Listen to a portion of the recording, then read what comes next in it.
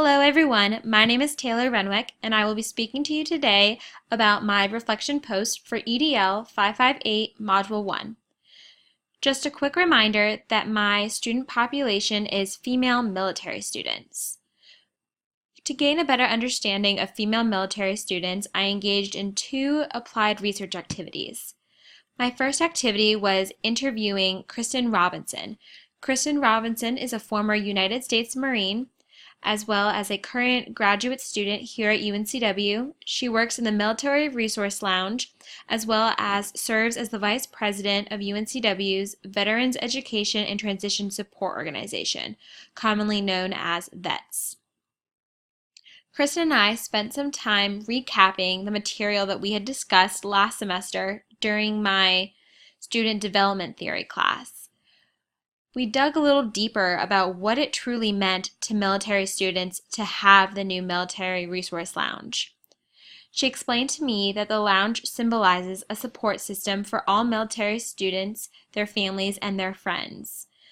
It shows that UNCW is headed in the right direction with helping veterans make that difficult transition from the field to the classroom. Robinson pointed out that it was very difficult to transition back into civilian life after having served in the military for at least 4 years. Some people, having served upwards of 20, found that transition to be even more difficult as the practices, procedures, and ways of thinking that creep into the military remained with them even after they were discharged. She also explained that the Military Resource Lounge was a place for veterans to call their own and feel like they belong again. It helped them develop a cohort and find a place where they belong and can share their ideas and opinions openly and freely with like-minded people. We also talked a little bit about her experience, that being it was rigorous, it was just as intense as male experiences, sometimes maybe even a little worse, depending on who the women commanders were. Some of them would be psychologically and mentally abusive or just break them down and try to change the nature in which these women were thinking. My second applied learning activity was watching a TED Talk by Gail Tesmek-Lemon. The title of the TED Talk was Meet the Women Fighting on the Front Lines of an American War.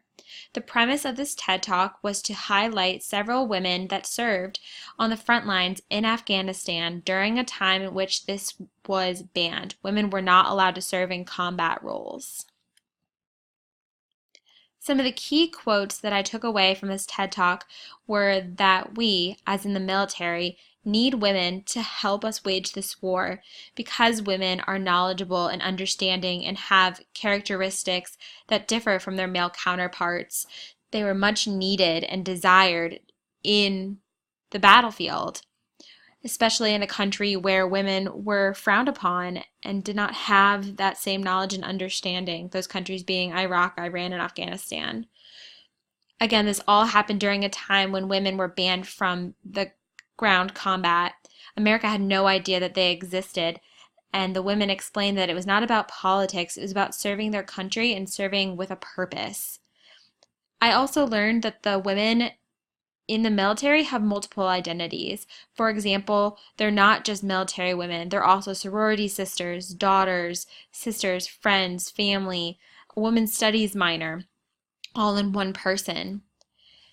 Just to show that women are making great strides in the military, when one of the women, Ashley White, passed away, the head of the Army Special Operations came to the funeral and gave a public testimony about her courage and said, "Make no mistake, these women are warriors, and they have written a new chapter in what it means to be a female in the United States Army."